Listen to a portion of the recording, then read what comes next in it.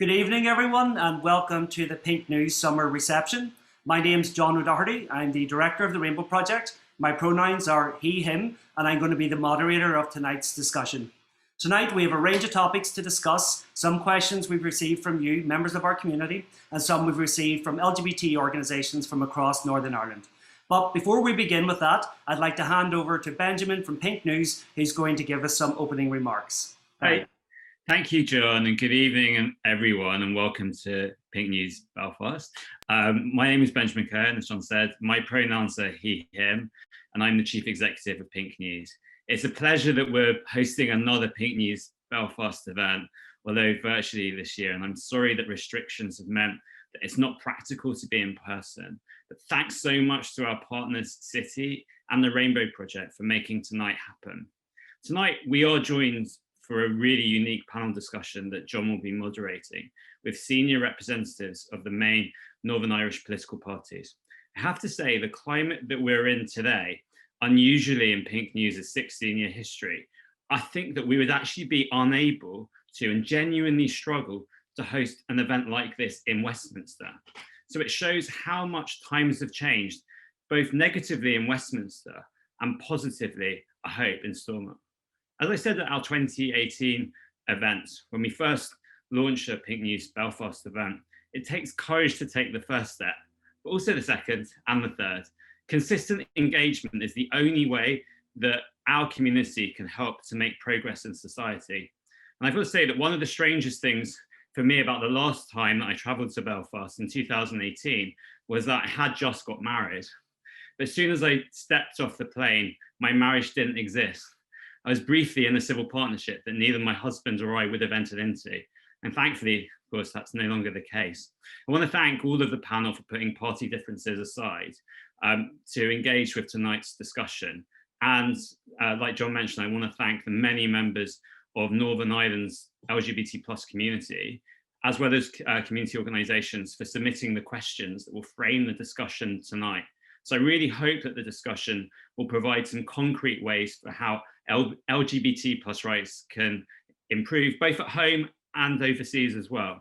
I'm now going to pass over to Peter Holden, who's the Head of Client Services at Citi, who is the sponsor of tonight's event. Thanks, Benjamin. It's great to be here for our third event. It's a shame that it's virtually this time around, but as you said, we need to keep up the momentum. As I said, Peter Holden, go by he, him. As the head of end-user computing for Citi and globally, and as the business sponsor and proud ally of the Pride Network in Belfast, I'm lucky to see how our organisation celebrates diversity across the 100+ countries we operate in every day. While we are geographically diverse due to our size and scale, we also take great pride in building a culture where colleagues understand that inclusion and acceptance need to happen at all levels. Our goal for inclusion extends to the broader communities which we operate. And this is key to have staff feeling comfortable to come to work as their true self. As our presence in Northern Ireland continues to grow, we are proud to say we have consistently stood alongside campaigns which seek to improve the lives of the LGBTQ+ community in Northern Ireland. From Love Equality, which led the campaign for same-sex marriage, which is top of the agenda last time the PinkNews Summer event was held, to our members of Working with Pride, the Infusion Networks and Stonewall, who all partner with Citi in promoting best practices within ours and others' workplaces. And more recently, in our role as lead sponsor for the Cllr Friend LGBTQI+ Inclusive Schools Charter, which will build the foundations for a more inclusive community from the ground up. I'm personally looking forward to delivering my first anti-bullying training session with the team from Cllr Friend when the schools return from the summer break. The events of the past 18 months have challenged everything that was normal in our day-to-day lives and has made many of the long-standing challenges faced by the LGBTQ+ community mainstream issues, including personal safety and well-being, mental health, and social isolation, as well as access to healthcare and medical services. When we look at mental health, a recent study by the LGBTQ+ charity Just Like Us, it found that 82% of LGBTQ+ youth in Northern Ireland have experienced suicidal thoughts and feelings. This compares to just 23% from non-LGBTQ+ counterparts. While neither of these numbers are acceptable, having 3 times bigger impact across the community and being the highest percentage across all other regions in the UK, it demonstrates the continued need for consistent support and core investment in the LGBTQ+ community. To succeed, we need to ensure that all leaders, both in business and the public service, are listening to the needs of the community and delivering for them as equal members of that community. I'm looking forward to hearing from our speakers tonight to learn more on how they are continuing and committing to our shared goal of diversity and inclusion for all in Northern Ireland. Thank you very much, Peter and Ben, for those introductions.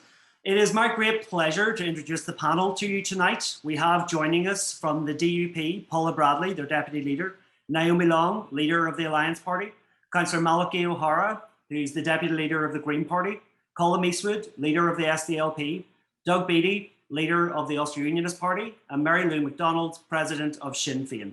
We're going to kick straight into our topics here tonight and try and cover as much as we possibly can. If I could ask the panelists to turn on their cameras so that when I come to you, people can see you. We're going to kick off tonight talking about one of the most important problems for LGBTQI+ people in Northern Ireland, and that's trans healthcare. In 2018, the Northern Ireland Gender Identity Clinic closed its doors to new referrals. This means that an ever-growing number of trans and non-binary people are not able to access the care that they need and deserve. This is happening during a period of increased transphobia and gender-critical movements, questioning the identities of our trans and non-binary community. Young people particularly are being told that trans and non-binary people are going through some sort of a conveyor belt style approach to healthcare, when in fact, what they find themselves is sitting on waiting lists and never actually being able to access the care that they deserve. My fundamental question to you all is, how much longer do our trans and non-binary communities have to wait to access the care that they deserve? But specifically, what have you done and what will you do to ensure that trans and non-binary people have access to the healthcare that they deserve? I will go first to Naomi Law. Naomi. Thanks for the question. I just first of all want to say thank you for the opportunity to be on the panel. I think it's important that we do continue to engage, and I've really enjoyed being part of these discussions over recent years, and I hope to be able to continue to be part of them in the future. And one of the reasons that they're important is because often the issues that are raised are issues that we need to take away and work on as elected representatives. The issue of transgender healthcare, and I think more widely the issue of transgender rights, are something that I think we will have to engage with increasingly. It's something that as a party we're very aware of, and I know as an MP I did some work around things like passports and other identity documentation, and the importance of giving people the dignity of being able to have their gender properly recognised and reflected on their documentation. Paula Bradshaw, as our health spokesperson, has met a number of times now over recent years with Transgender NI just to discuss how access to trans healthcare has been affected, and particularly has been raising issues with the Health Minister regarding the funding allocation to the Regional Gender Identity Service that was in Brackenburn.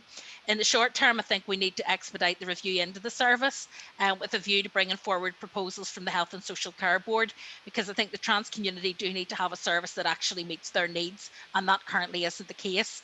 I know that also Transgender NI came to provide oral and written evidence at the Bill of Rights Committee on trans healthcare, and Alexa provided a very compelling presentation on the need for this to be looked at through a human rights prism, and that's something that we would very much support and want to see taken forward. So we're aware that there is a major issue here at the moment. We're aware that that wider sense of alienation in the community is compounded when the key services that people need to access in order to feel comfortable as themselves in their own body are not available to them. And it is something that I think is really important in terms of health. Sometimes we get into debates about priorities in health, and people will say, you know, where their priorities lie. But I think our priorities have to lie in ensuring that every person who presents themselves seeking health care is able to be treated in a dignified and respectful way and receive health care in a reasonable framework, a reasonable frame of time. And I think at the moment that is a challenge in the health service. COVID has certainly not helped. But I hope that in terms of the restructuring that's going forward, we will see this as part of that agenda of refreshing what happens in the health service and making services more accessible to those who need them. Thank you very much, Naomi. Doug, if I can move on to you, obviously Robin Swan has been hugely celebrated across Northern Ireland for his work on COVID-19, and that's something I think we would all share. We've recently seen new monies announced in terms of mental health provision and responding to the ever-increasing mental health need. And certainly that's been very strongly felt within our trans and non-binary community. We here at the Rainbow Project have an ever-increasing list of clients coming forward seeking our support. As well as addressing the mental health problem, how do we address something like this, which is so fundamental to why these mental health issues are being experienced by our trans and non-binary communities? Because it has to be understood that trans and non-binary people aren't as default likely to experience mental health problems. It's transphobia, it is homophobia and biphobia also, but also that lack of access to healthcare that is causing these mental health issues. John, you're absolutely right in everything you said. And when you talk about mental health, and it's really welcoming that Robin has brought out a strategy to deal with mental health. But for the trans community, you know, it's trying to deal with it at the root cause, before it becomes a mental health problem, and that's part of the issue. And clearly, there's a huge amount to do here around sort of the gender identity services, which are going through the review, and maybe the review is just not being quick enough, or maybe it's just not engaging with all the right people, and maybe it needs to be a little bit of punch put into it to try and get its review done a little bit quicker, and the transition pathway needs to be looked at as well. I mean, I engaged with Cllr just last week on this very subject, where they raised issues in regards to this, and I engaged then on the back of that with Robin Swan only the start of this week to say, look, we need to really start making progress in regards to this, and people need to see progress. And one of the issues that Cllr raised with us, for example, in the Gender Identity Services Review, was that they never spoke to her, but yet they're saying that they've gone through the consultation process already, but they didn't engage them. So there's a bit of a regain needs to be done on things like that. So I'm actually digging into this, I've got to say. So last week and this week, you know, I've been sort of challenging the health minister in regards to this and getting to push this forward, because we need to move it forward, because the trans community need to see light at the end of the tunnel. They need to see something that's coming out at the end of this. They need to know what that service is going to look like and how it's going to support them. And all I can do, and I will do, is continue to push our health minister to try and get that done as quickly as we can, but at the same time doing it as quickly as we can, but make sure it's fit for purpose, because the last thing we want to do is bring out a service which actually is like the old service, which isn't fit for purpose, and then we have to redo it all over again. But we do need a bit of impetus in that, John. So it's certainly something I've been engaging with and will continue to engage with. Thank you very much, Doug. Malachi, if I can move on to you, I think Doug makes an important point there. We talk a lot about adult services and how those have been closed, but it's important that we don't ignore the fact that the child and adolescent services are also very oversubscribed. And what we have is some young people joining the waiting list for child and adolescent services, aging out of those services before they ever get to see a professional, and then just joining another waiting list if they're lucky enough to even get onto the waiting list. What do we do about this? How do we actually get this process to move forward? First of all, I want to start with a maybe quite simple and oblique statement that is trans and non-binary rights are human rights, and that's a human right to healthcare provision as well. And the story of people languishing on waiting lists, whether they're children or older people, has been a story that we're well aware of in Northern Ireland for a long period of time. I know when I worked at the Assembly for our party leader, Cllr MLA, we asked a series of questions about length of time people are on waiting lists. And that was back in 2016. And that has only escalated and got worse and worse. And I think I heard Alexa or others from Transgender and I talk about no new people have been accepted on the treatment since 2017. That is scandalous. Now, I know we have significant issues with health in the north, and we have huge waiting lists on the wider issues, but specifically on trans and non-binary healthcare, we know that the current service is not fit for purpose. And what we're doing is actually exacerbating people's poor mental health caused by homophobia, sexism, transphobia, biphobia, etc. And we're not addressing it. And I think that's indicative of the failure of the executive parties over a number of years to move on the wider issues of LGBTQ equality and liberation.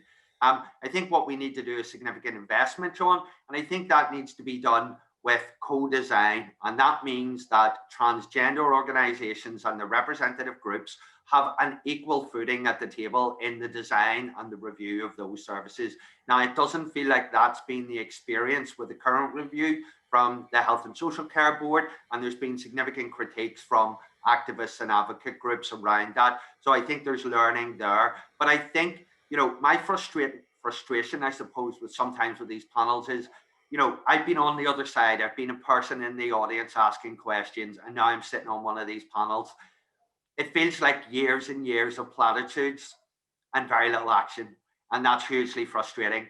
And what makes it worse is that we have such a high rate of suicide ideation, poor mental health outcomes amongst trans and non-binary communities, which means that because of the failure to act, people are not with us anymore. And that simply cannot stand any longer. So I hope that today is a new dawn and it's platitudes. And when we're back here next year, we've seen a significant investment in trans and non-binary healthcare provision. And that's been co-designed by the communities who are most affected by those issues. Thank you, Malachy. Paula, you've been on the health committee, you've been involved in the sexual health working group in Stormont for some time. You've led some work in terms of HIV and AIDS work. Is there more Stormont can be doing? Is there more Stormont should be doing? What's the role of the health committee in terms of responding to this? Your thoughts? Yeah, look, thank you. And first of all, can I just say, look, I'm genuinely glad to be here with you tonight, and thank you for the invite. Yeah, as you said, I sat on the health committee for a number of years, and this issue come up time and time again. We have never, we've never done this right. It's never been patient or parent or person focused. It has very much been finance focused. There's been holes in the whole transgender health. Oh, I can hear myself. The whole transgender health for many, many years, and it has just steadily got worse. I know on those years that I did chair the sexual health all-party group, it was raised time and time again. I have represented people in person who are waiting on waiting lists, and I mean, I absolutely agree with other people here that this is an issue of equality. Absolutely it is. People are entitled to healthcare. So they are, whatever that healthcare might be, they have an entitlement to it. And I think that we have never done enough in Northern Ireland to support transgender health. Thank you very much, Paula. Colum, if I can move on to you, you kind of have a bit of a unique perspective in terms of this panel, at least, currently sitting in Westminster. Obviously, we've seen the British government do almost a full U-turn in terms of self-recognition laws and the wider LGBTQIA plus equality agenda. Have you seen a change in the tone or attitudes towards trans healthcare and wider trans issues at Westminster? And do you think that contextually has had an issue here in Northern Ireland? I think we absolutely have seen a change in the tone at Westminster on a whole lot of fronts, and not for the better, I would say. But what's happened in terms of Northern Ireland and trans healthcare, frankly, is a scandal, as Mal has said. We have dropped, in terms of the Brackenburn clinic, the funding to that has dropped by 34% in 4 years. And it is a minuscule amount of money anyway. So what we're actually doing again in Northern Ireland is we're sending people away or sending people onto the internet to access healthcare. It should not be allowed to happen. So, I mean, I think it's good that everybody's kind of supportive and all of that, but this is an urgent issue. It needs to be dealt with. People can't get access to basic healthcare. Now we know the waiting lists are in a really bad place right across the health service, but it isn't the case that we say, but this is more important than the other thing. They're all important, and it needs a massive injection of money and urgency from the department. And I think it's good what Doug has said, but we all need to not go away, as Mal has said, and just say, well, we've ticked that box for another year and leave it. This needs dealt with, and it needs dealt with now. You know, people are out in our communities suffering all manner of abuse, and they're being abused by the system because they're not getting access to what they deserve. And then when the system tells them you have to have, you know, this lived experience as well requirement in order to get access to health service, that means people have to come out to their families before they're ready. So we're not giving them that support immediately when they need it. And I think it is leading to all sorts of difficulties around mental health and everything else. As you, I think, said, it isn't a given that the trans people have mental health issues, but if you force them into suffering in a way that they shouldn't have to suffer, then obviously people are going to be affected by that. So this is a huge knock-on effect on the whole health service then after. It needs dealt with, urgently, and it's an absolute scandal. Thank you very much, Colum. Mary Lou, again, you have a unique context in terms of an All-Ireland basis of this, and we have seen substantial moves forward in terms of the Republic. And since we saw the introduction of equal marriage, we've seen step-by-step moves toward more LGBT equality, particularly in terms of self-ID laws for transgender people. What's the barrier in Northern Ireland? Why are we not seeing the same level of change here as we're seeing on the other side of this island? Oh, I think you're muted. That wouldn't be like me now, John, to be muted. But however, can I just say good evening to you and to my fellow panelists and to everyone else tuning into this really, really important discussion. And you're right, John, great strides have been made. I remain incredibly proud that we are a place where we voted for marriage equality. I think that was a great statement from society here in the 26 counties, but I firmly believe that that was an expression of the view of the majority, the great majority of people right across our island. The progress in terms of transgender or transgender non-binary citizens has been significant too. But let me say this, transgender healthcare, the lack of access to it, the nature of it, sometimes when it is accessed, it's been described as invasive recently by an Oireachtas committee. It certainly does not meet international standards, and all healthcare for our transgender and non-binary citizens right across the island, north or south, has to meet WHO and international standards, and that is not the case anywhere in Ireland. So we ask ourselves the questions. Progress, relatively speaking, has been, more substantial south of the border. We might come back to that later, but I think we need to own up to the fact that we're not there yet anywhere on the island, and notwithstanding significant milestones around marriage equality, gender ID, and so on, we really need to not run away with ourselves or for society widely to imagine, well, then that's the end of the story and it's mission accomplished. That's not the case. So in terms of access to healthcare, let me make 3 points, because I think there's 3 elements to this. The first is the issue of resources. And we all know that our health services generally are under immense pressure. We also know that there isn't an infinite budget. We're working from a block grant. And the issue of where resources are placed rely on political decisions. And the order of the second thing I want to mention, which is the order of priorities. There is a real danger that transgender healthcare is regarded as an extra, that it is not understood fully to be fundamentally basic healthcare that citizens are not only entitled to, but rely on for their health, for their well-being. And others have cited the negative mental health impacts of having insufficient and sometimes inappropriate care available. And then I want to mention a third thing, John, because I think this is the elephant in the room, quite frankly, and that's the issue of culture. Because you see, unless we have an acceptance across our society that trans rights are human rights, that access to healthcare is a democratic civic right and a human right also, well, then we're going to run into these barriers. Whereas Mal has said, with some exasperation that I hear in his voice, you're on panels or you're attending events, and it seems to be the same narrative year in and year out. So it's a challenge to the body politic right across the island. It's a challenge to the culture. And in the introductory remarks, I heard Peter talk about inclusion and equality and respect. All of those things, they have to be more than words that are used in Pride Month. Those have to be the anchoring values of society. And if we really believe, and we must accept and believe, that the rights of every citizen are sacrosanct and that trans rights are human rights, well, then the resources, the priority, and all the rest will follow. So we need to find the money. This is what we need to do. How do we fix the problem? We need to find the resources. We need to invest the resources. We need to ensure that there is an appropriate priority attached to all of this.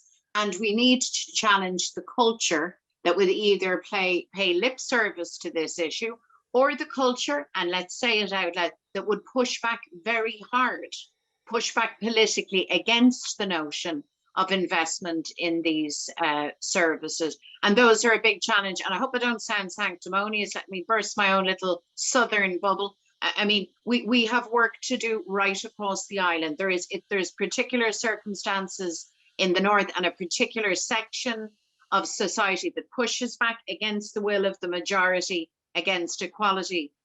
But in the south too, we face these challenges, and we just need to be called out on it. Politics and political leaders need to be called out for anything that smacks of bigotry or exclusion. And then we need to find the cash. We need a bigger block grant. And ultimately, we need to be able to raise our own taxes. I won't get into the constitutional issue, John, it's not a night for it. But in the here and now, we need more resource, and we need to invest them in a way that's human rights compliant and recognizes and gives visibility and access and respect and dignity to our trans citizens. Thank you very much, Mary Lou. This is a question really to anyone who wants to respond to it.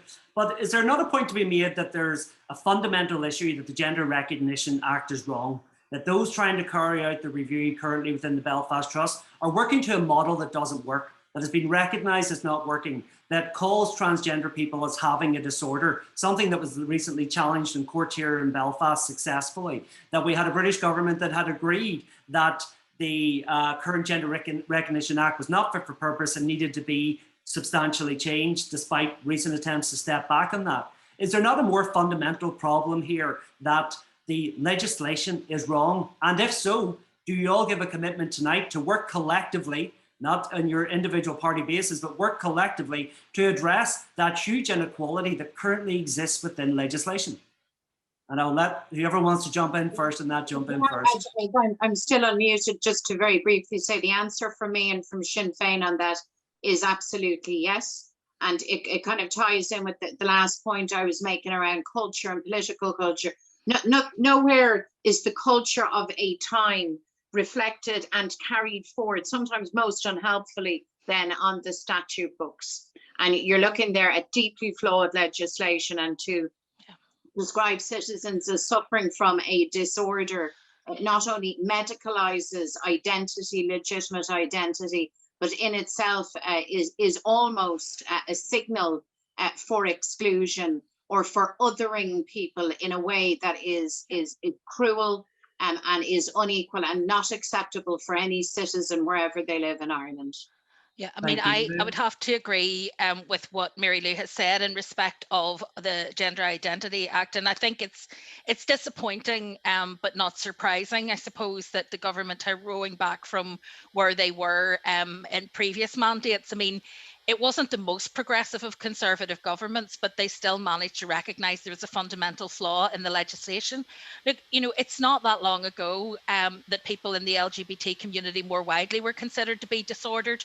And that led to huge amounts of discrimination. It led to huge amounts of people being wrongly criminalized, people being treated as though they were some kind of a threat to society and as though they were mentally ill, when in fact what they were was themselves, and it was society around them that was dysfunctional in terms of how it was engaging with people. So I don't want to see that perpetuated on another generation of people growing up with a trans identity. They should feel that they are part of our community, that they are equal part of our community.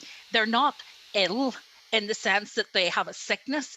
It is who they are, and they need assistance from the medical profession in order to live their best life and to be able to be the person that they are.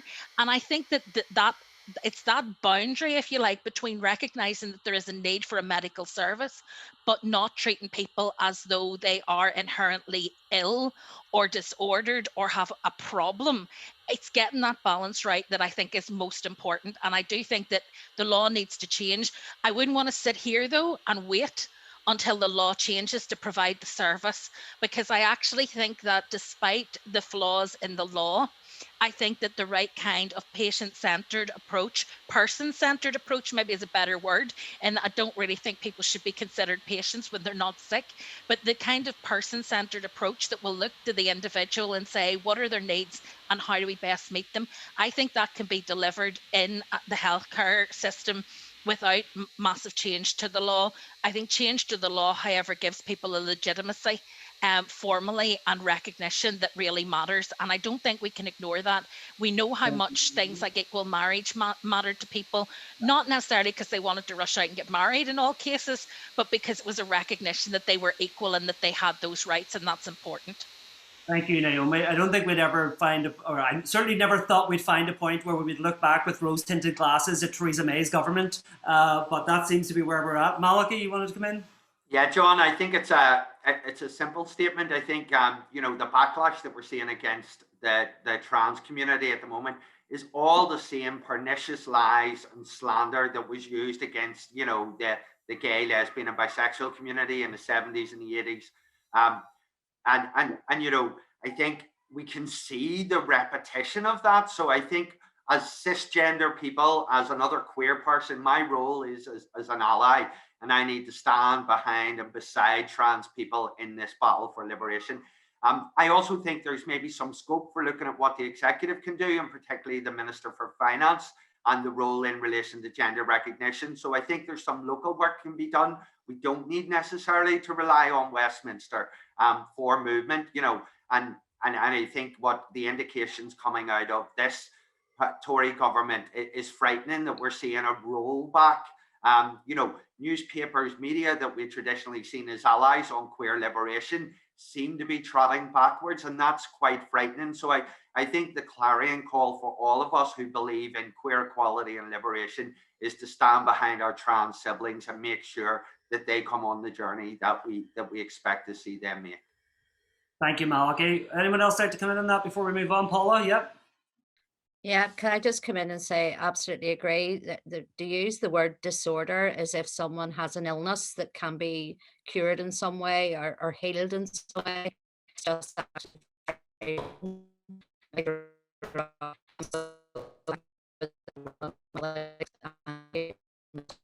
Sorry, Paula, we seem to be a little bit there, unfortunately. Okay, yep, hold on. Do you want me to turn my video off and see if it helps? That's better now. Okay, sorry, there we are. Sorry. No, just to say I'm happy to work along with colleagues on this call, on this issue, because I think that just this whole word disorder is just completely shocking to me, that is being used. So thank you, Paula. We move on. Just very quickly, just to say absolutely 100% yes, and we'll vote the right way on this, and we'll work with others to try and bring that change about. Very, very happy to commit to that. Great. And John, yeah, and I'll be the only one left out. do the clean sweep. I suppose it's quite simple.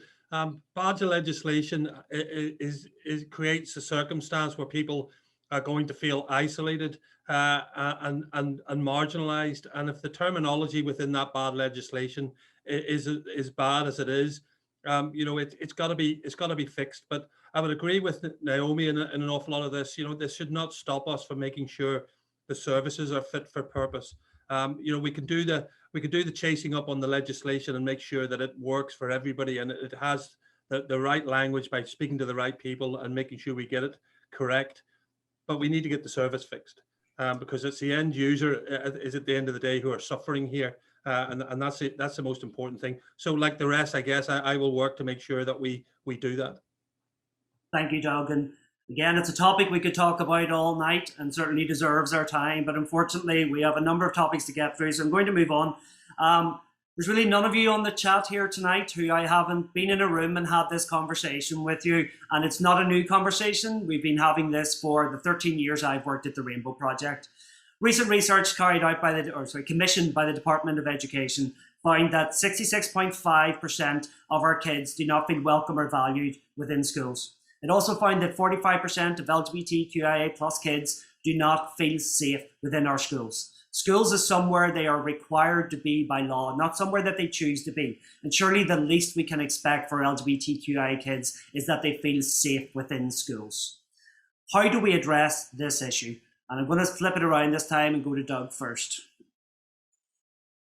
You went to me first the last time, John. Don't be bluffing it here. Did I? I apologize. I'll skip you this time and I will go to Mary Lou. So yes, and we have had this conversation many times, and I think the idea that any child or young person or young adult would feel isolated is absolutely heartbreaking to me, and ought to be to all of us. But the idea that somebody would be targeted, bullied, victimized, traumatized and damaged when they are in the care of education and educational establishment is scandalous. And yet I know it is a reality. And I know that so for so many schools, there is a wider challenge around dealing with bullying and bullying behaviors. But the phenomenon of bullying when you are a member of a minority, when you're a LGBTQI child, is doubly challenging. So what do we do about it, I think, is the issue, John, because as you say, we've talked about this around the houses. Yeah, we have bullying legislation that was passed in 2016. We finally heard that in September 21, that legislation is finally going to be implemented in our schools. Legislation that has sat for 5 years, gathering dust, never been implemented. Yeah, so it's too slow. That's the issue. We need to ensure that school policies are robust and effective, and that they measure up to the standards that have been set. And we need to ensure that the learning environments are places where kids, children, young people feel empowered to actually come forward, and where they can build alliances with others. And then there has to be consequences, and I mean serious consequences, for circumstances in which bullying happens, in which it's not challenged, where it's overlooked, and those consequences have to be for another child or young person if they are the ones behaving in a bullying manner. But there have to be consequences for the institutions. Like, there really has to be institutional responsibility for all of this. And I certainly know that the issue of mental health for our young people is greatly exacerbated by experiences of bullying and isolation. And I think this is where the cultural piece kicks in again. You know, there has to be an understanding that those kind of behaviors are not acceptable and will not be tolerated. And then we need to make sure everybody's educated, that everyone in the room is educated. So I think there is a challenge for RSE, for how we educate our children and young people about relationships, about gender, about identity, about respect also and equality. So there is a huge amount of work to be done there. And in many ways, you know, it's almost outside of the home perhaps and your local community. It's such an important point of departure for all of our kids and young people, whether they're gay or straight, however they define or identify, that we actually create a shared platform and a shared understanding. And legislation, there can't be an excuse for legislation lying gathering dust for 5 years. I know I won't defend that, and I imagine none of my colleagues would either. Thank you very much. Colum, if I can come to you next. I think one of the, certainly from my view, one of the fundamental problems in terms of our schools is that Section 75, our main equality legislation, schools are not accountable under that. Is that a shortfall in the Good Friday Agreement, and is that fundamentally the change that we need to see? Yes, it's one of them. I know the figures that you quoted very well. I've quoted them myself. We also need to remember that that work was commissioned by the department in 2016. They sat on it for a year and didn't actually publish it because they were embarrassed by its findings. They haven't done much about it, is the reality. I would say those figures haven't changed an awful lot in the last couple of years. And it isn't just about bullying, actually, it's about bullying being baked into the system. When you have sex education, when many kids, the only sex education they get is 30 minutes on a grainy VHS tape where some biology teacher is telling them about their changing bodies. I mean, that's what a lot of kids are getting in schools. And there's very, very little kind of LGBT plus affirming education within our schools. So absolutely, we need the stick in terms of the Section 75 issue that you talked about. But we need to bake equality and inclusion into the curriculum, and that cannot be optional for schools, whatever kind of school it is. I mean, it is one thing us having big, movements in terms of marriage equality and things like that, but the lived experiences of our kids who are teenagers going through puberty and dealing with all these really difficult issues of coming out are still that they feel unsafe and that they're suicidal in many cases. The one place that they need to be protected is in school, and we're not doing it, and it's wrong, and it needs fixed. It needs fixed very quickly. Thank you very much, Colum. Paula, if I can come to you, one of the problems with the research that was carried out is that as part of the commissioning of that, it was written into the commissioning that there could be no recommendations made within that report in terms of how we respond to this need. That was an issue for the previous Education Minister, John O'Dowd. But in terms of your party, your position now as Education Minister and the new Minister, can we expect a response to this report which shows the dire experiences of LGBTQI plus kids in schools? Can we expect that actual response in terms of responding to these issues and addressing them? I think not only do we should have a response. Again, this has been something that I have been championing for a number of years, is our relationship education in schools. And I know that my party are not as one on this. I know that for some there are major issues there, but I know certainly from my own perspective, it is something that I see as a positive move forward, that all of our young people have that space and that chance to explore and to learn about each other. I think that our children, very much this generation as children, is very different to my generation. Not only does the bullying does not stop in school, it continues on through social media. So those children never get away from that. They go home to their homes, to their bedrooms, wherever that may, their places of sanctuary, and they continue to be bullied, and that just can't be allowed to happen. That can't be. And I think if our young people learned at an earlier age just to accept difference and to accept that we're not all the same, but we are the same, because we're all human beings and we all have the same emotions and the same feelings. So I will, everything that I am hearing here, I'm taking notes and I will feed that back, and I certainly will speak to the Education Minister, because as I say, over the years, certainly even the sexual health strategy and other things I have been deeply involved in. And I know that we're going to talk about it at some stage during this, but we've also got the LGBTQ plus strategy. So that is something that I know we're going to speak about, but it's something that very much, that a lot of the issues that have already been spoken about here can be fed into that strategy, which will mean that all departments within government will have the strategy will overarch that. So I know, let's say, you're going to talk about it later, but I think it's worth saying that. Thank you, Paula. And if I can take my moderator hat off for a second and put my rainbow hat on, certainly we'd be very keen to meet with the minister. Unfortunately, the previous minister was unwilling to meet with us over this issue. Very keen to have that engagement. I'm going to go to Malachi, because if I don't, I think he's going to come through the screen and attack me. So I'll let Malachi respond, because he's chomping at the bit. John, I'm a lover, not a fighter, okay? In my hippie credentials as a pacifist and a green. But look, John, I think a lot of what the panel said is really, very pertinent.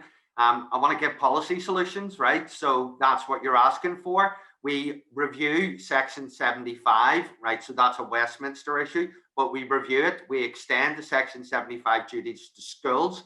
Simple. I will have another ask if we're reviewing it, and that's around good relations being extended to hate crime categories. And I'm doing some work at that at council, but we'll wait and see.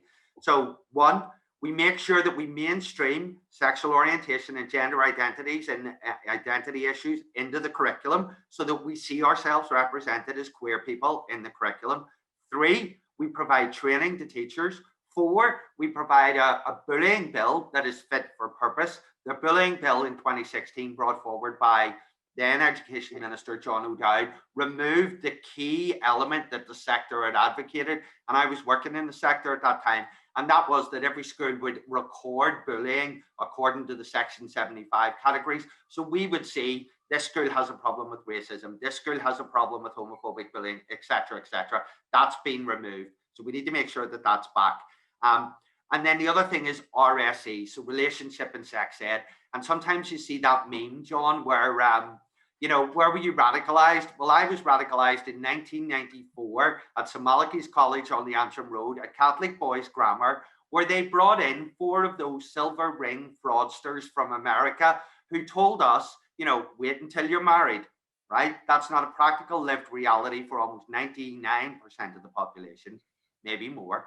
Now, wait until you're married to have sex, and only do it if you're going to have children. And including, there were 2 men and 2 women, and one of the men was not gay anymore. Now, that was an appropriate assembly in the mid-90s to a bunch of healthily, happily, normally horny 15-year-old boys. And that's the message we were given. And John, has it changed? I don't know. There's an organization which is queer negative, contraception negative, anti-abortion, and doesn't provide the fit for purpose in 2021 sex ed. And it's in over 70% of our post-primary schools because the Department of Education has not said you're not allowed to bring them in anymore. So they're the 5 policy solutions which I suggest. Now, I hope others who have executive power pick them up and drive them forward. Thank you very much, Malachi. Naomi, I do have a very specific question for you as well, if you don't mind, on top of the wider point. If I walk out in the street and I punch someone in the face, it's a crime, and I will likely face prosecution for that. If someone punches someone in the face in school, it's either bullying or it's kids being kids. How do we address this idea that kids within schools, particularly LGBTQI plus kids, can experience violence on a daily basis and it not be recognised as a crime? Well, I think the first thing to say is that if somebody punches somebody in the face, irrespective of where it takes place, it is a crime. And how schools choose to handle that, how they engage with the parents, and how they then engage with the police and others around that, obviously is something that they need to look at really carefully. But if there is a serious assault in a school or outside of a school, it is still a crime. And we've seen that where a pupil, for example, has assaulted a teacher. We've seen it where a teacher has assaulted a pupil, and it should be no different where it's pupils assaulting other pupils. And that is clear. I think there are a couple of things I want to pick up on from what Malachi said, because I think they're really important. I think the stuff around Section 75 applying to schools does matter, because I think that that is a really important thing. And I think extending the good relations duty to cover hate crime categories is important. One of the things that I'm working on at the moment is the kind of shaping of a new hate crime bill, which hopefully will be ready to go in the new mandate, because there wouldn't be time to bring it forward in this mandate.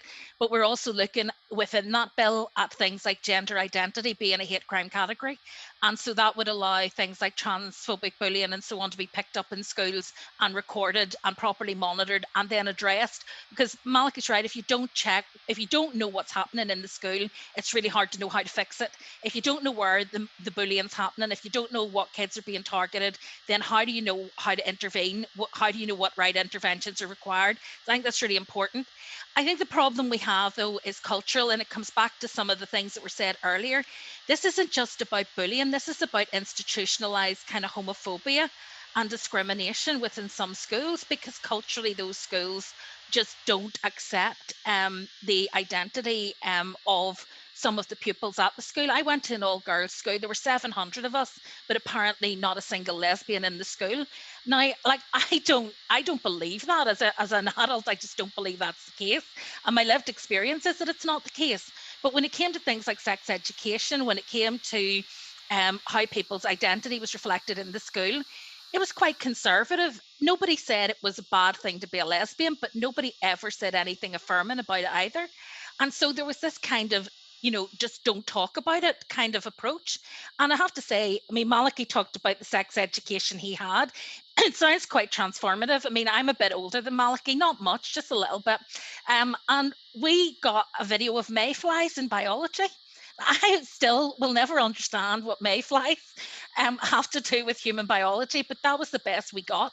And it was left at that, and the rest of it you learned in the playground. And that's dangerous, because if you're a young LGBTQ person growing up and you're left to rely either on your parents, who don't know what to tell you, or your peers who don't know what to tell you, or to find out for yourself through trial and error, you are going to be exposed to a world of risk and pain. And all we need to have is open, affirming, inclusive and non-judgmental sex education in our schools, and relationship education in our schools, because of course it's beyond sex, it's about relationships. And I think that we need to get to that point. I've been dealing with this from a slightly different angle, because I want to see RSE also to take account of things like misogyny, sexism, rape myths, all of those kind of issues, domestic abuse and so on, all things that were raised by Sir John Gillan and others that need to be included. At the minimum, and the moment the minimum content order for sex education in our schools frankly isn't worth the paper it's written on. It says you have to do it, but you can do anything and call it that. So what I have asked the Minister for Education to do, and I met with Peter Weir about this, is to review the minimum content order and actually increase the content that has to be provided. Because I think if you're going to teach and prepare young people for the future, then you have got to give them all of the information. And I want to be really clear about this, we can't pretend that the fact that so many of our schools right across the community have such heavily religious influence in terms of the ethos and the teaching and the dynamics, that has an impact in terms of what is taught in schools. And I think we need to be really conscious of that. I don't have an issue with religious schools per se, but I have an issue with people indoctrinating children rather than educating them. And I think it's really important that there are clear boundaries around that in terms of curriculum. And that's where the minimum content order, I think, can protect young people. I think once young people see themselves reflected in the school, in terms of their views and their opinions and their identity, then it's much easier to go and speak out and say, actually, things are happening to me that are making me really unhappy at school, and seek help. But if they never see their identity affirmed, and if they never see adults who share that identity and who care about them, then I think that that's going to be very difficult for a young person. And I think that bullying and exclusion can survive in a culture where there is that kind of cultural isolation of LGBTQ young people. Not necessarily that people are hostile, but just that people are not talking about it or accepting of it. And I think that that in itself creates space for that kind of abuse. The only other thing I would want to say is there are some brilliant examples of good practice. I mean, we were at the launch, for example, of the Inclusive Schools project, and that was something that I just thought was really inspiring and really positive, a way of trying to find ways to affirm young people's identity in school.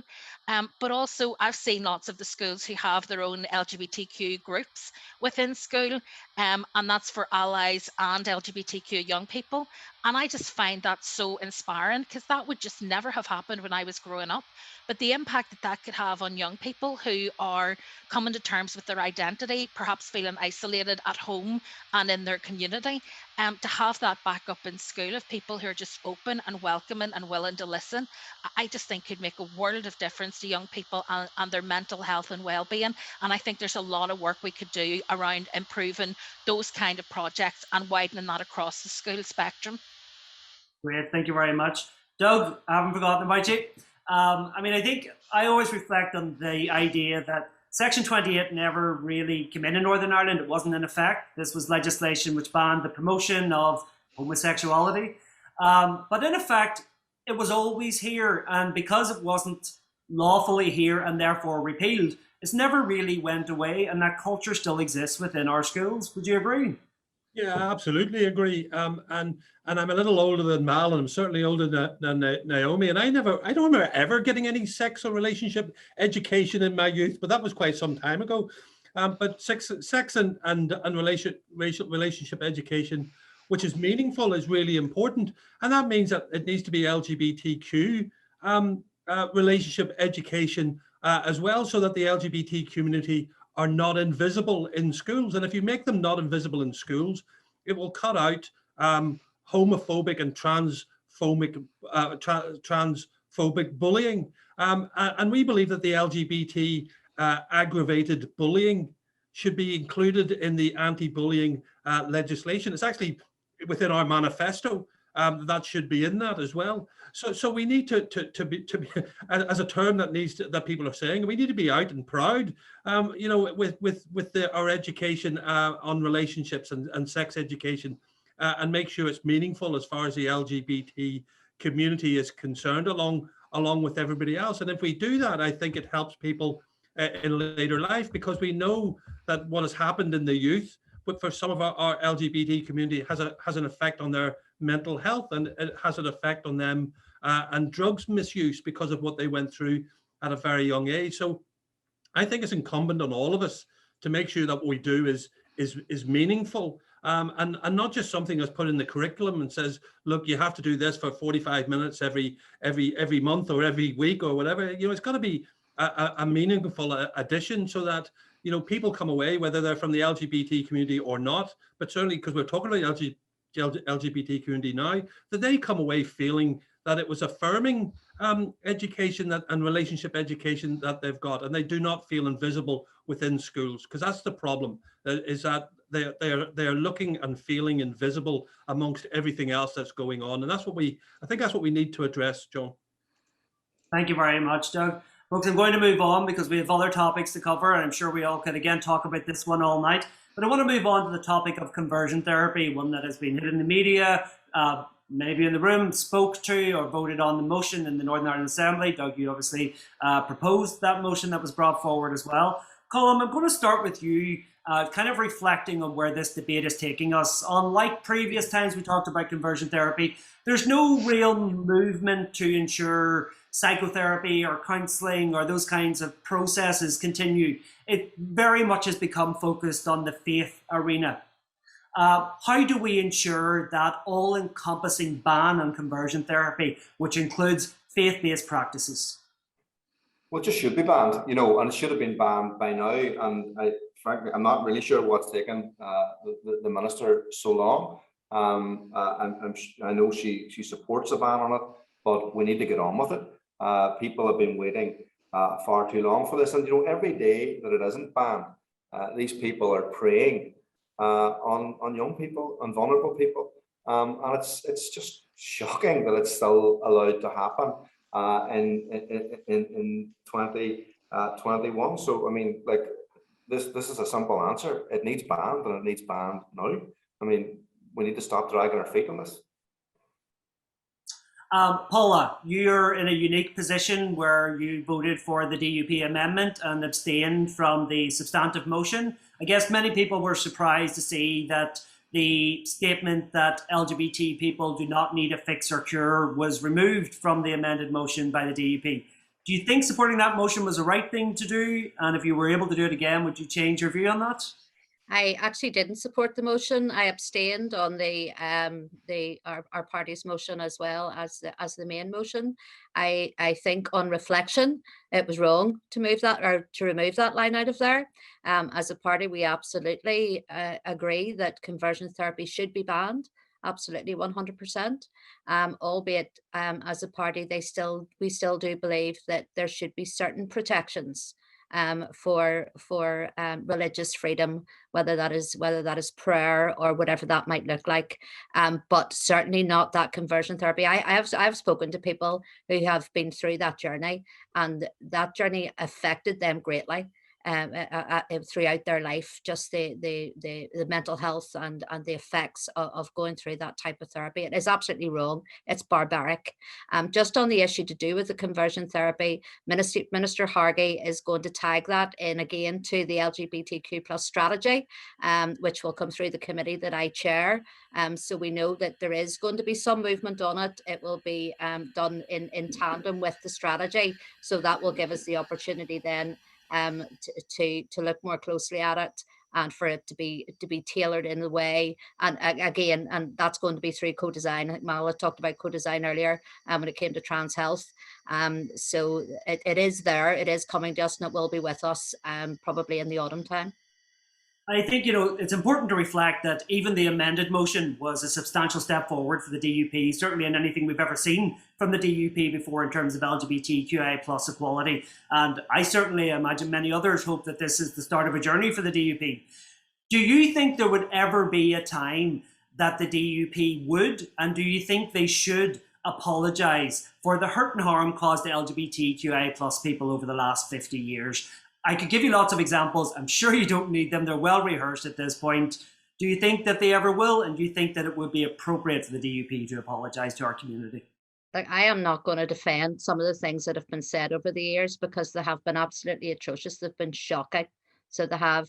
And I certainly couldn't stand by many of those comments, in fact, all of those comments, because I know that the hurt that they cause people, and I know that that fed into that the hatred that some people have had to endure in their life, and I think that's absolutely wrong.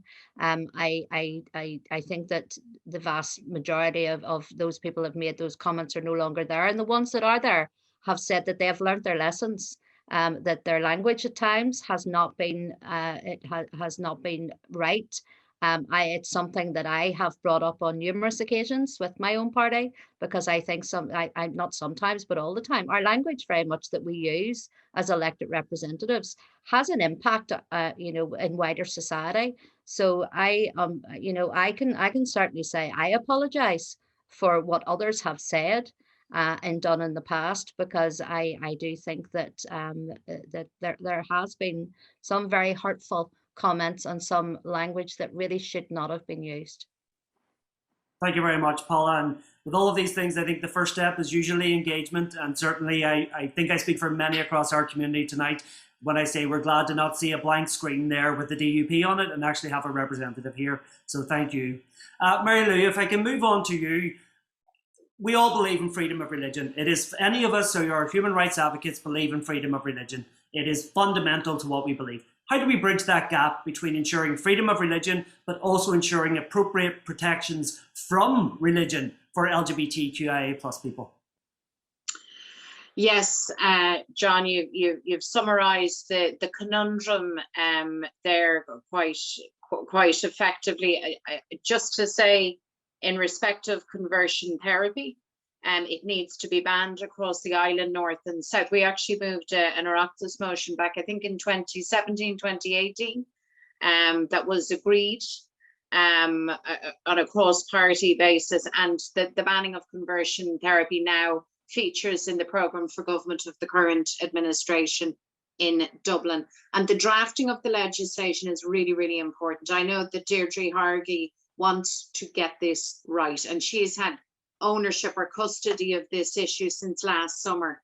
And I know that there is an urgency around this issue. I've heard testimony myself directly from people who have been through this therapy, and it's a form of torture is actually how it has been described by human rights organizations. So it absolutely needs to be illegal, and we need to get things right. And I hear Paula's reference to, you know, religious prayer and religious freedom and so on.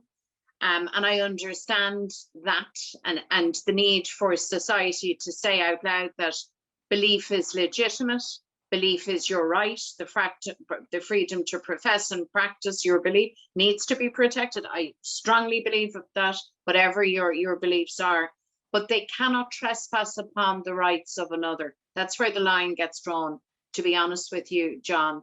And I don't think that we should hide behind religious freedom as a pretext for the abuse of the rights of others. That is absolutely and entirely wrong.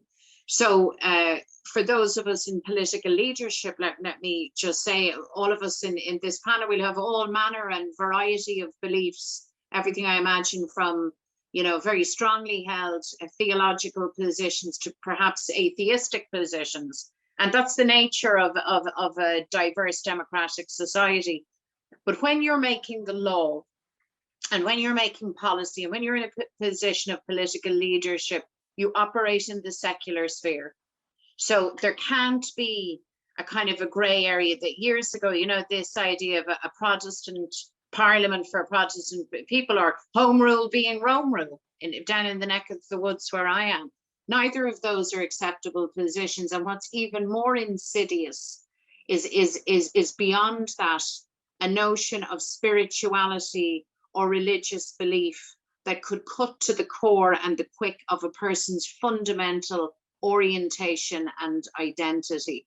I mean, that's not, you know, that's not a person seeking to practice their own or profess their own religious faith. That's straight up a person trampling right over the rights of another citizen. So for me, even though it's cited as a conundrum, and I'm very respectful of belief and so on, I'm very clear, you don't walk on your neighbour, you don't trespass on any citizen's fundamental rights and reach for a prayer book as a rationale for it.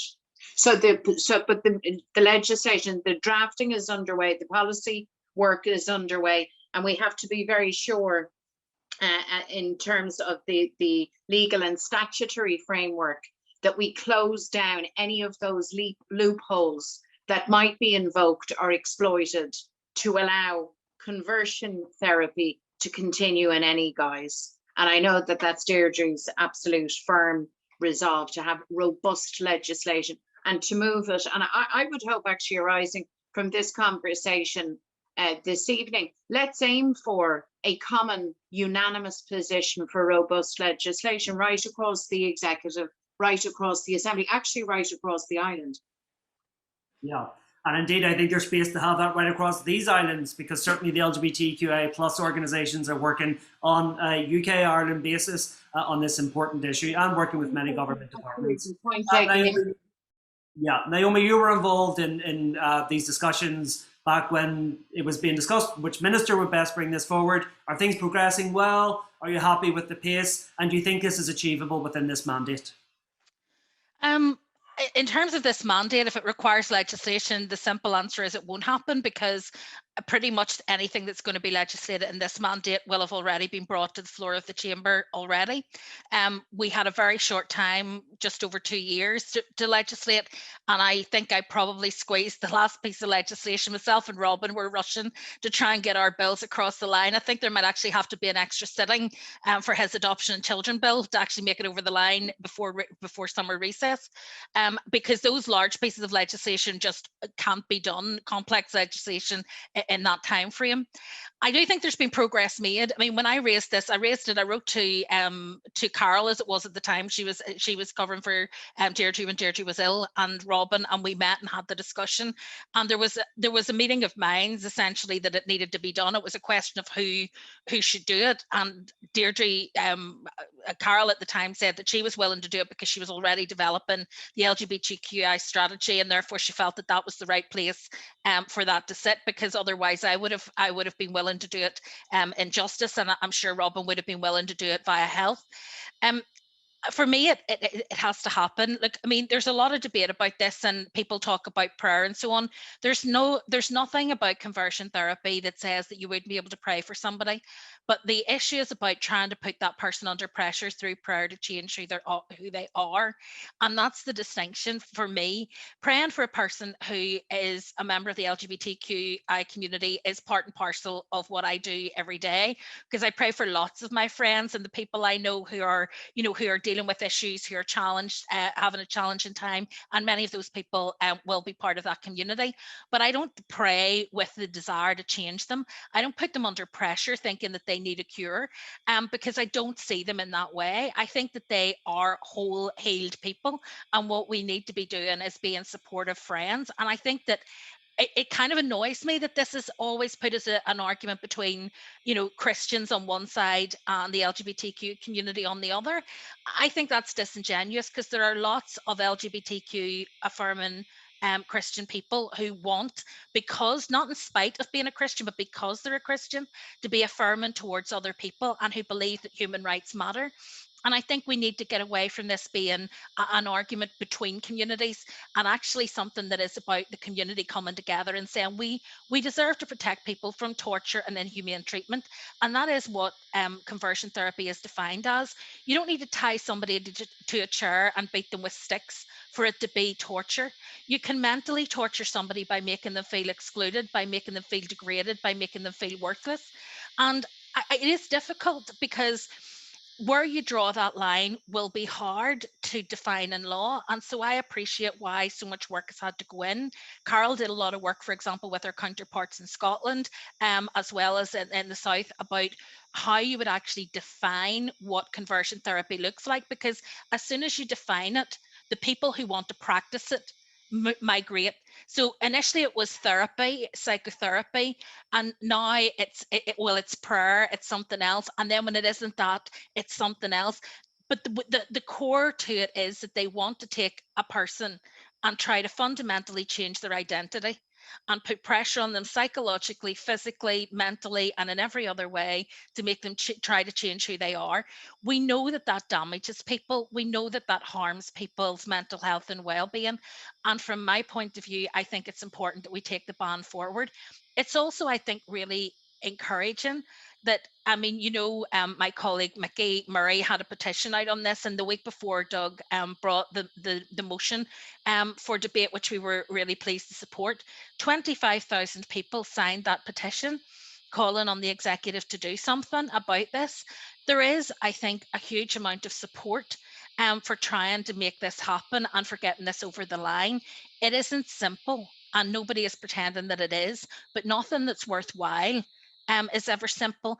I think those who say it's about rights, I would just say this: I spent a lot of time on the Freedom of Religion group in Westminster, and I always stress to people Article 9 rights are really important. They're also really strong and really well protected. People who are of faith really don't have a lot to be fearful of in civilized countries that respect Article 9 rights. But we also need to remember that we enjoy a degree of privilege here, where we're part of the mainstream traditions. And if we really believe in religious freedom, we also have to believe in religious freedom for those who disagree with us, but also freedom of religion for those who have no religion. And I think that's the bit that people grapple with the most. And it is absolutely part of freedom of religion to say that you should be able to get educated, go to school, live your life without the interference of religion, if that is your choice.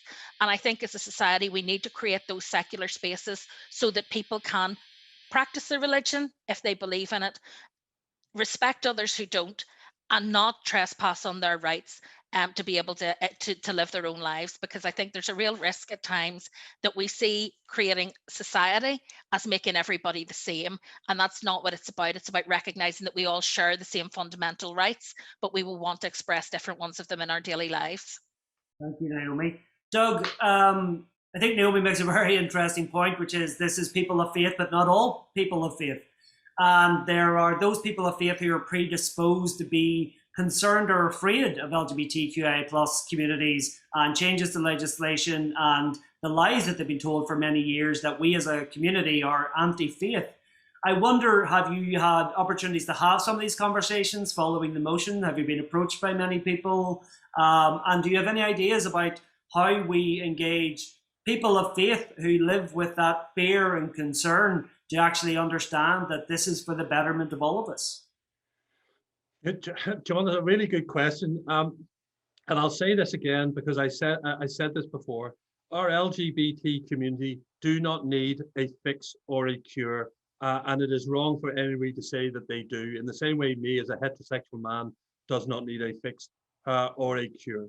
And the sooner people get to understand that, I think the better. Before that, I brought the motion forward, and I've got to say something. I brought the motion forward not because I'm an Ulster Unionist. I brought the motion forward because it was the right thing to do, and I wasn't the only person who was moving in that direction. Because of course, Alliance Party were, and of course the SDLP were, of course Sinn Féin were, and of course members of the DUP were, and maybe it was a little bit more stifled for them.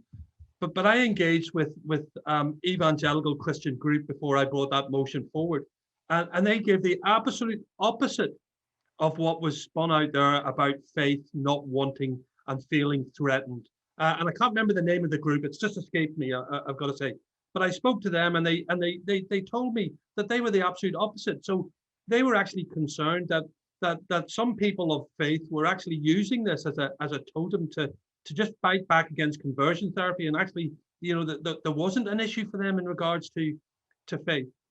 But the interesting thing was after the motion had passed, I received a huge amount of abuse, a really huge amount of abuse, which took me back actually. And it wasn't all social media.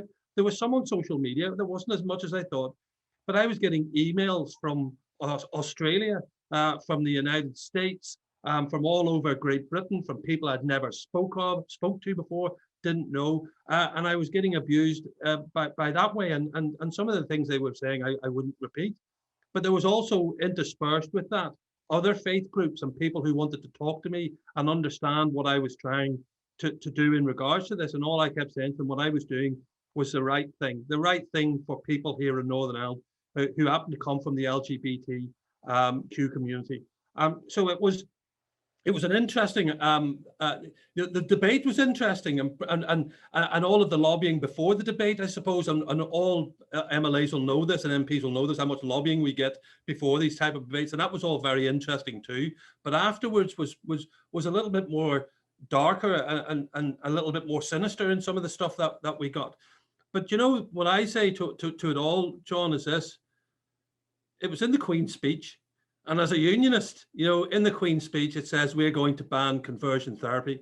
So, as far as I'm concerned, we were doing the right thing. We did the right thing, and I had the support from some really good people. And that's the main thing that matters here, because we're doing the right thing for our LGBTQ community.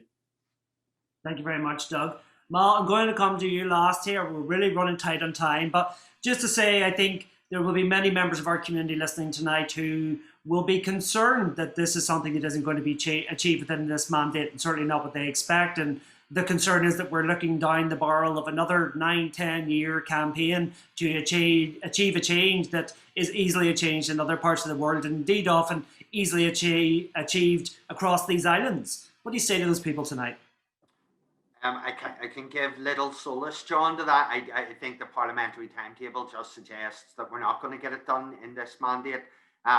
I think that wasn't helped by, in typical executive fashion, there was a bit of a spat about which minister is responsible or not, and it took a while for that to be resolved. But now it is resolved. We're clear about who's the minister with responsibility, and it will arise out of the LGBTQ action plan. John, for me, this is dead easy. I'm a queer activist. I know people who've been through this horrific torture and abuse. My party were asking questions in the Assembly back in 2012 about conversion therapy. You know, we don't have executive power to ban it, but we, you know, we'd support any movement that comes forward to do that. I think, you know, maybe for Paula and those in her party who are maybe laggards and not yet persuaded on the need to do this, they could have a conversation with others who've come on a journey. I know Naomi and I had a spat a number of years ago about whether or not the ban should extend to adults. She disagreed at that time, but has changed opinion. So that might be useful. But I think generally the weight of public opinion is here, evidenced by the petition, evidenced by the vote in the Assembly. Just get it done. And I think if it's not done in this mandate, hopefully it'll be done early in the next. But I think it's fair to say, Malachy, and appropriate to say to those people listening that, you know, banning it is easy. Getting an effective ban that works isn't necessarily as easy. And we've seen in other parts of the world where bans have been introduced and they're just not fit for purpose. Surely we don't want to rush ahead with this and get it wrong either. And John, part of the difficulty here, but part of the difficulty is in this discourse around conversion therapy, we've once again had the opponents of queer liberation and equality use the old trope of faith. They did it in goods, facilities and services. They did it in civil partnership. They did it in hate crime. They did it in gender recognition review. It's not queer people who are setting themselves against people of faith. Rather, it's extremists who want to deny us equality and liberation who are using faith as their shield. So we must not be duped by that, because it's an argument that's been repeated for many, many years. We shouldn't tolerate it any longer. And I think we just need to move forward with the ban. Thank you, Mal. Okay, Naomi, quickly, if you can, please. Yeah, just very briefly, I think the point that Mal makes about, for example, people of faith in the extremes is a really important one, because those of us who are people of faith not on the extremes, who are affirming of LGBTQ people, actually get thrown out by the people who, I mean, Doug will have known, some of the abuse you get from people who claim to be Christians over these issues is some of the most extreme abuse I have ever received in my life. It is shocking. And when I think that that is then often directed at LGBTQ people, I appreciate how punishing that is to hear. So, I mean, there is a real issue there. Just to be clear, I'm normally happy to say there are executive spots, but on this one, it was actually about trying to ensure that we weren't duplicating activity. There was no fight. Everybody wanted to do it. It was just about making sure that the right department took it forward that was going to do it. And to also be clear, part of my concern about banning something for adults wasn't that I didn't think it should be done, but it's that issue of how do you make it stick? Because if an adult consents to an activity, how do you ensure that you're able to define that activity sufficiently well to be able to say that it's a harmful one that they can't consent to? And we've had this, I mean, I'm going through this with the rough sex defence in terms of sexual abuse and other things, but it's about trying to define it clearly enough. I think with the right definition, it is right that we should ban it for adults. I think that's absolutely right. I think it's just more complex than it is for children, where it's a much more cut and dried situation. But hopefully we'll get the right law, and we will get it quickly, because it doesn't have to take forever. It just sometimes seems to. Thank you very much, Naomi. Folks, we're in our last 5 minutes. The background people here are telling me I can go a bit longer, but I understand you've given and volunteered your time tonight. I don't want to hold you any longer than I need to. Since we only have a few minutes left, what I'd like to do is give you each up to 1 minute to really reflect on tonight's discussion, reflect on what you would like to say to the community, particularly as we enter into or are going through Pride season. And I'm going to try and do this in an order unlike I've done before. Mary Lou, I'll come to you first, if that's okay. Thanks very much, John. Well, in the short moments available to me, I just want to wish everybody again a very happy and a very proud Pride. I want to acknowledge the huge progress that has been made by the LGBTQI community, and that has come, you know, on the back of very significant activism and passion and compassion and no short amount of stamina. And even though we're not there yet, as I said earlier, John, I just want to acknowledge and to say that all of you should take very considerable credit and pride and good faith from everything that you have achieved so far. And, you know, political struggle societal change can be testing, it can be exhausting, but you know, when you're right, when you have right on your side, well, then you know that you will eventually get to that further shore.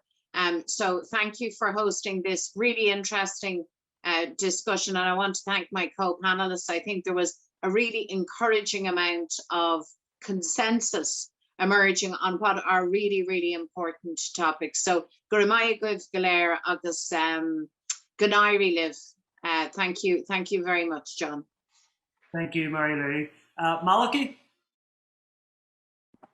Didn't let me gather my thoughts, John, there, but go ahead. Look, I just want to reflect and say thanks to PinkNews, Citibank, and of course the Rainbow Project, where I'm a former employee a number of years ago. And one of the happiest employments in my life, I must say, John, thank you.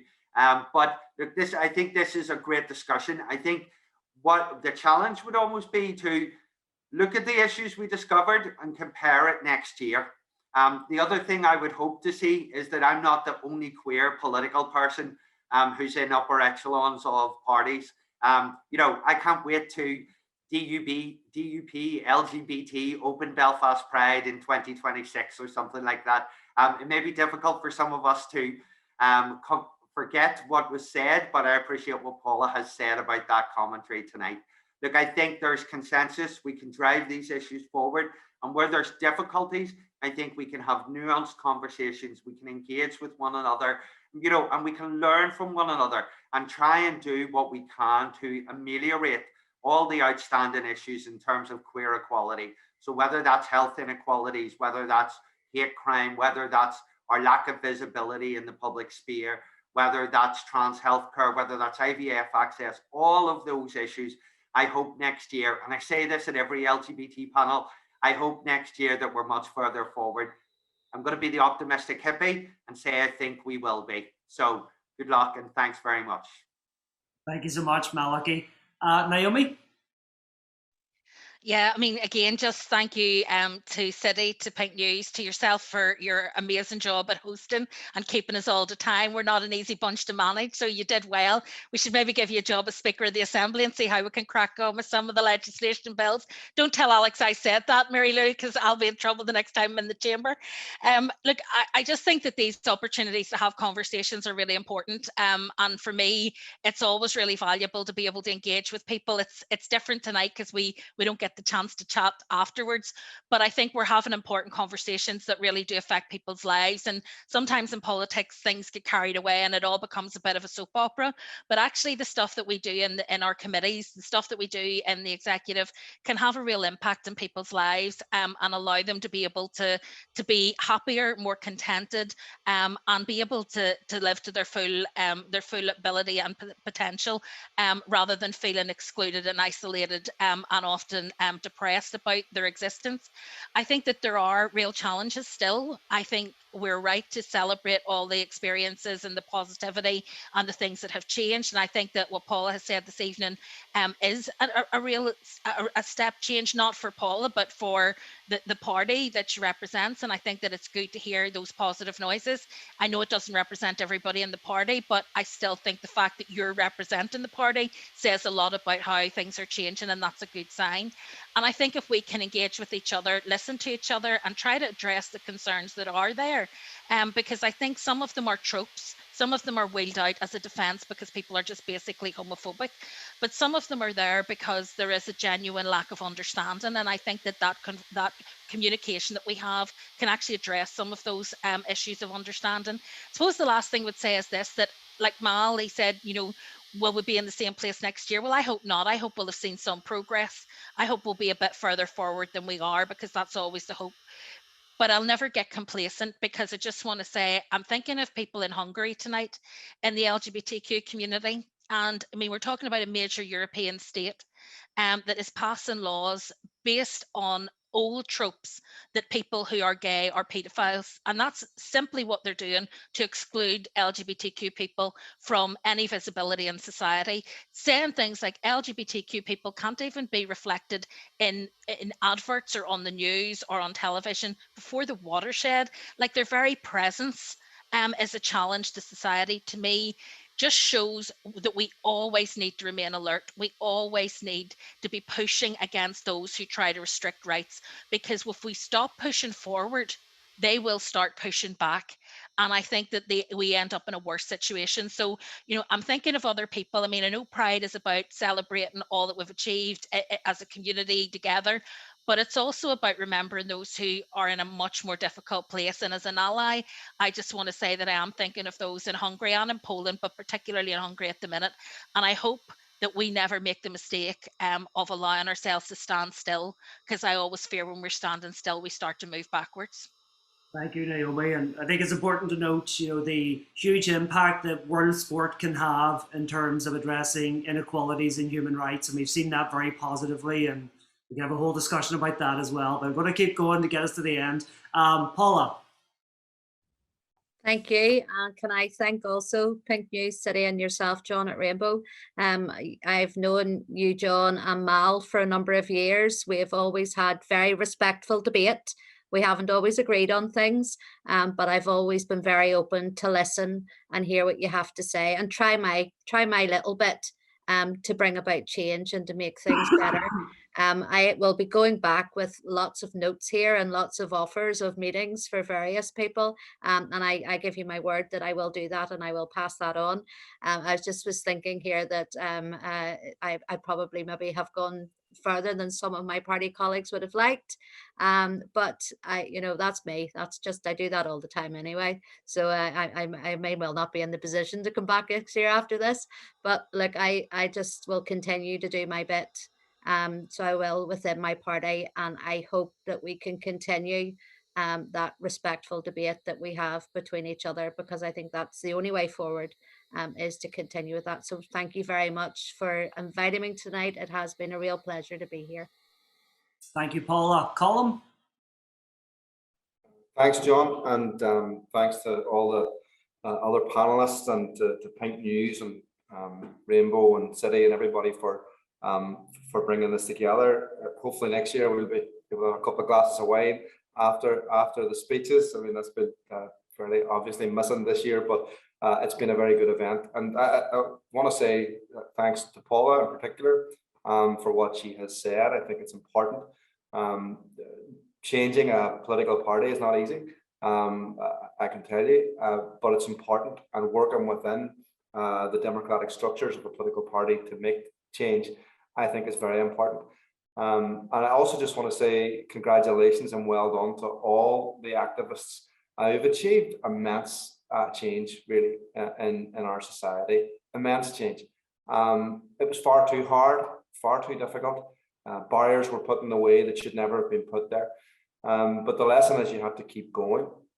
And we also have to remember, because we've been talking for an hour and a half about the other issues that are still there, and we haven't even touched on all of them. And I just think we need to always think about those young people who are in turmoil internally and trying to deal with the issues that they're facing. And government has to help them. Laws have to be made to protect them. And institutions like schools and all of society needs to be there to be a safe place for all of our young people. And I know that the people who are involved in these campaigns are people who are allies for other campaigns. There's many issues of equality that need to be addressed. Economic equality, I think, doesn't get anywhere near enough exposure. I, for one, think that underpins a lot of the other issues of inequality that run through our society, and it needs to be addressed. And I think a lot of how we do business needs to be ripped up and started again. The issues around climate and everything else. But look, these are huge issues that need to be addressed and dealt with. We can't stop and we can't rest on our laurels and think that the job is done because marriage equality is there. That's a basic fundamental right that should never have had to be argued for. There's so many other things that need to be done. I'll be there with you, marching with you and whatever, and working with you and voting on your behalf in Westminster and legislation, and we'll do the same everywhere else that we're represented. So very glad to do that. Very grateful for the invitation again this year to be with you, and hopefully I'll be there next year for a couple of glasses of wine I look forward to that. Thank you. Thank you very much, Colum. And last but not least, Doug.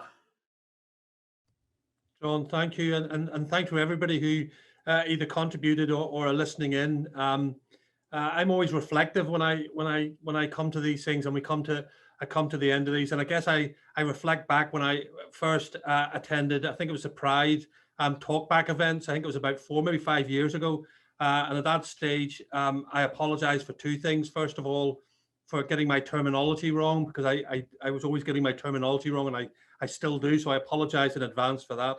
But I also apologise for the Ulster Unionist Party not doing enough for the LGBT community, and I thought that was very important. So that apology can come from any direction, and it can be a catalyst. And it makes me reflect on two people.